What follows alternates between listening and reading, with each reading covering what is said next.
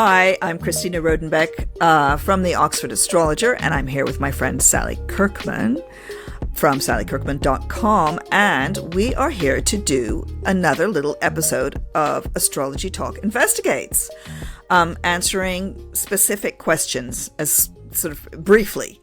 And this month, we are going to talk about the Murdochs. And the question we thought we'd ask about the Murdochs is, why did Rupert Murdoch, media mogul extraordinaire, 92-year-old influencer across the entire planet, owner of Fox News, owner of the Sunday Times in this country, and the Sun newspaper, and of loads of stuff in Australia, so the biggest owner of print, of media, in the English-speaking world, at any rate. Why did he choose his son Lachlan to inherit the mantle of News Corp? And because he had a choice between Lachlan, who is the oldest son, the second son, James, and his daughter Elizabeth, all of whom are successful media entrepreneurs and have worked for his company over the last zillion years. I think all of them pretty much started in the late 80s or 90s, working for their dad. And he's given, when you work for your dad and it's someone like Rupert Murdoch, it's like you get Australia, or you get the US, or you get England. You divide up the globe from the deck of your super yacht. So I thought, actually, Sally, that we could look at Rupert first. What do you think? Mm-hmm. Absolutely. He is a Pisces, but there's a lot more. There's a lot more going on. The first thing that really strikes me about his chart, and this is, because it is important to ask, why is he a media mogul, right? Yep. Do we see this in the chart? And obviously, he's so exceptional that, there will be other people born on his same day who do not become masters of the universe in the same way. He inherited this company when he's like 22 and built in Australia. He's actually Australian, and he built it up into this huge mega corp. But he has got Moon in Sagittarius, Sun in Pisces. These are the two signs with no boundaries, right? Boundlessness. He's also got Neptune in the 9th house of publishing, close to the midheaven. That's another planet that's about expansion, right? Yeah. He's also got the North Node in Aries, which is pioneering. So he pioneered a lot of stuff in this country. He brought in digital, he got rid of the print unions. He had a battle with the print unions, and he got rid of hot metal publishing, actual printing, and brought in computers. And you can see that with his North Node making conjunction to Uranus. This is the pioneering in Aries, and Uranus is the planet. It's a catalyst, right? So his action with that catalyzed the whole publishing industry. He also, if only all Pisces could become media moguls, but they can't. But he also has got Capricorn rising, which gives him this strength and determination, I would say, to use all of that Piscean, Sagittarian kind of boundless power, boundlessness. And finally, he also has Jupiter in Cancer, so it's all about the family.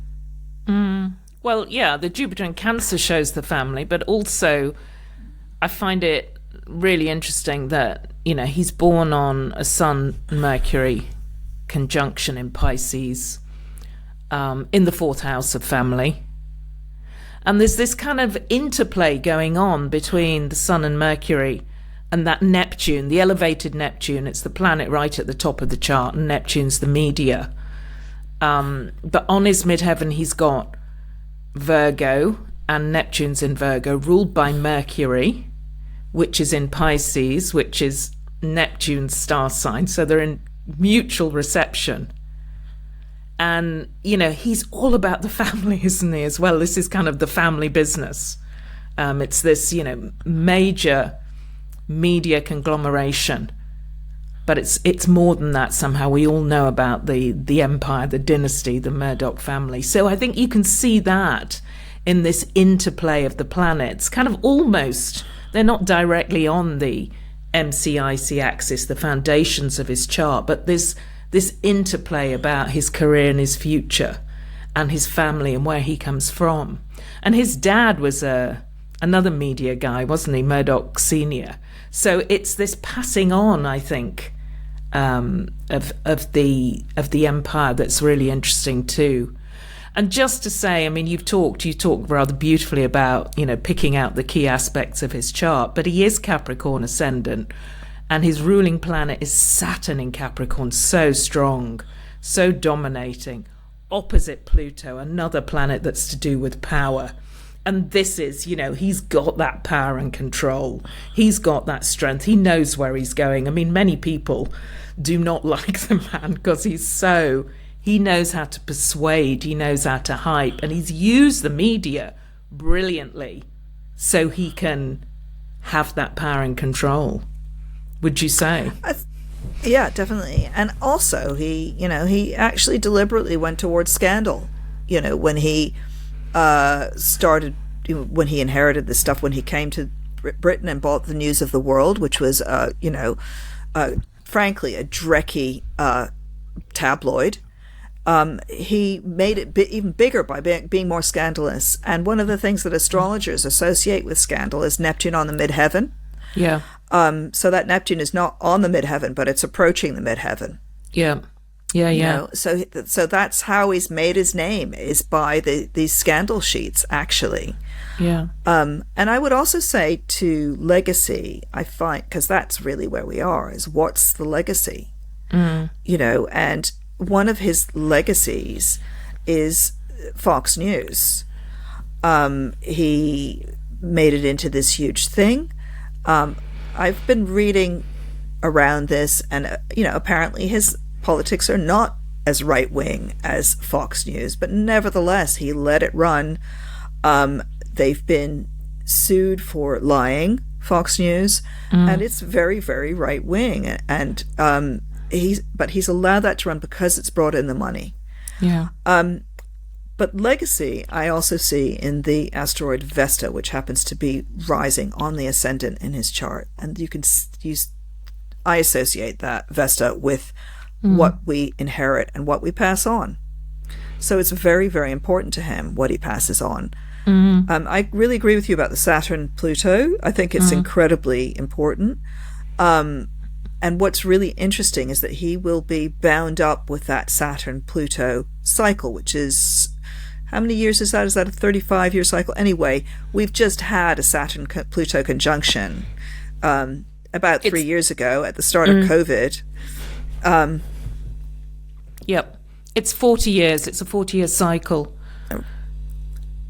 So, and about 3 years ago, we had the conjunction. Yeah. Which was the start of COVID, and it was on his Saturn pretty much. It was really close to his own natal Saturn that conjunction took place. And I wonder if that was the beginning of him thinking, actually, I'm going to retire. I'm sure. I mean, and he was heading for 90, wasn't he then? So it's kind of like, you know, it would have been his 90th birthday the following year. So I think absolutely that Saturn-Pluto conjunction, it's kind of, but also wanting to hold on to the control of this, what he's created, and not let it go by passing it on.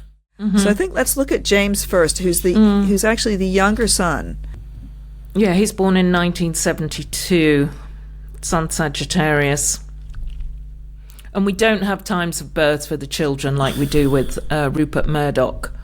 So you need to remember that if you're viewing this, if you're looking at a chart, if you don't have a time of birth, you don't know which houses the planets are in. But we do know that he's Sun Sagittarius. And also, there are these family themes, I think, running through these charts, because you can see in Rupert Murdoch's chart the importance of the Mercury and Neptune Mercury, communication, Neptune, the media planet, not in opposition, but in mutual reception, and really powerful in his chart, pulled in Mercury next to the Sun. And here in James' chart, we've got Mercury-Neptune conjunction again, haven't we, in Sagittarius? So there's this theme that plays out through the family. There's that, and it's interesting that he didn't choose James, because James is like mini Rupert, really. Yeah, he's Rupert reversed. So Rupert Murdoch is a Sun Pisces. His Sun is a Moon Pisces. Rupert Murdoch has the Moon in Sagittarius. His Sun has got the Sun in Sagittarius. So it's what you might call a double cosmic marriage. These guys are reflecting back and forth to each other in an incredibly powerful way. Yeah. They both have this sense of boundlessness, of possibilities, that there's nothing holding you back, that you can just go. James also has got Jupiter in Capricorn, actually, which is opposite to his dad's Jupiter, but right next to his dad's Saturn. So they have this incredible connection between these two charts. Yeah, it's so connected, isn't it? Yeah, and he was the kind of, what I do know about him, that he was he's the brightest, I think, or was seen as the brightest, kind of more of a rebel character. He went off following his dreams, but dropped out of university. He's always been sort of more of a maverick one, I think, James. But you can see the connection there between the two of them. Very similar. So, and that very similar. That doesn't always play out easily, does it? In parent-child, very similar. It can be, or it can go the opposite way. So... James is also the one who thought that he wants to make Fox News a force for good. I think that's the quote unquote. Okay. Good luck with that one, James. But yes, he's also, he's gone off. He's invested in Art Basel. He's gone in a kind of different direction now. But we'll see what happens when the actual complete legacy unfolds, because although Lachlan, the other son, has taken on the mantle of CEO, or whatever the fancy title is, when it comes to the actual inheritance, News Corp will be split up between the children. So there's still more struggle to come. If you've been watching Succession, you'll know that, that this could roll and roll. But it's interesting that he didn't choose James. Yeah, because they seem the most similar, don't they? And there's six children, they're like aren't there? Two peas in a pod. We're talking 6 children as well. We're not looking, at them all here. So who's 2 of them are too young and have been cut out. The 2 youngest ones that he had with Wendy Deng are not part of this equation. His oldest child, Prue, is also not interested in this. So really it was between Lachlan, James, and Elizabeth. Yeah. And Elizabeth seems to have not been in the running either, really, for some reason. Even though she's a very successful entrepreneur herself. And arguably, some people would argue, the most successful. But let's look at Lachlan, who actually did inherit the mantle, and ask ourselves, well, why would you, if you have this incredibly dynamic younger son, but he's kind of unrestrained, isn't he, the younger son? He doesn't have that Capricorn. We don't think he's got the Capricorn rising. He's just got this, he needs someone to hold him back. So what's Lachlan like? So he's born in 1971, born in September the 8th. So he is a Virgo. And Sun-Venus conjunction in Virgo. And straight away, what leapt out for me looking at his chart was his Sun is at 15 Virgo. and Rupert Murdoch's midheaven is at 11 Virgo.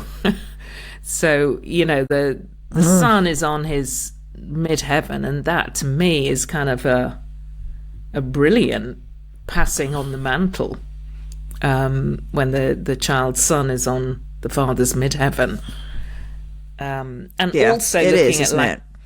Also looking at Lachlan's chart, again, we've got this Mercury-Neptune theme, because Lachlan's Mercury is at 28 Leo, and it is actually square to Neptune at 0 degrees Sagittarius. It's they're not in the signs that make it easy to see, but he has a very close Mercury-Neptune square aspect. So again, there's this themes of, well, it's about communication and the media. There's also, with Mercury-Neptune, there's themes very often of unethical behaviour as well, or even lies, you could say. It can play out either way. So, it's interesting also that he was sort of the dark horse, because he's got Jupiter makes a conjunction with Neptune. But Jupiter is out of sign; it's in Scorpio.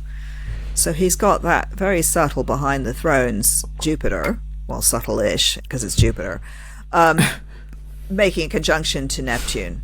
And I think that Neptune-Jupiter conjunction is incredibly powerful when those two planets get together. It's like those are both the rulers of Pisces. So he's got those two rulers of Pisces working together in his chart. Plus, as you say, I mean, it's amazing, the sun on the MC. And I think that pretty much explains exactly why. Is the other one's like him, but this one's more likely to carry on his legacy and not drop the ball.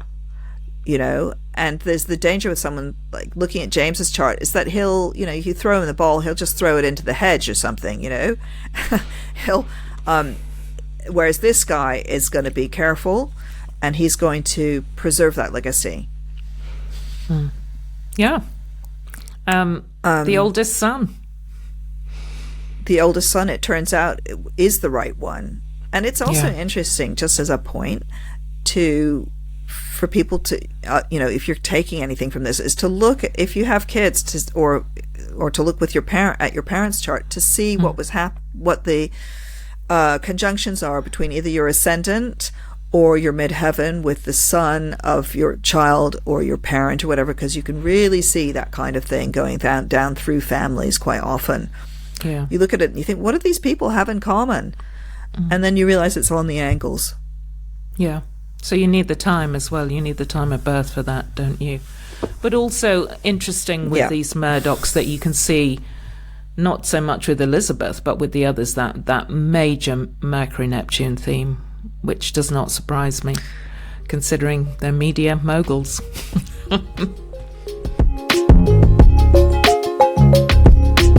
So that's the end of Astrology Talk Investigates. Thank you so much for listening. And for more astrology, visit our websites. Also, make sure to subscribe and so you don't miss any future episodes. Bye for now.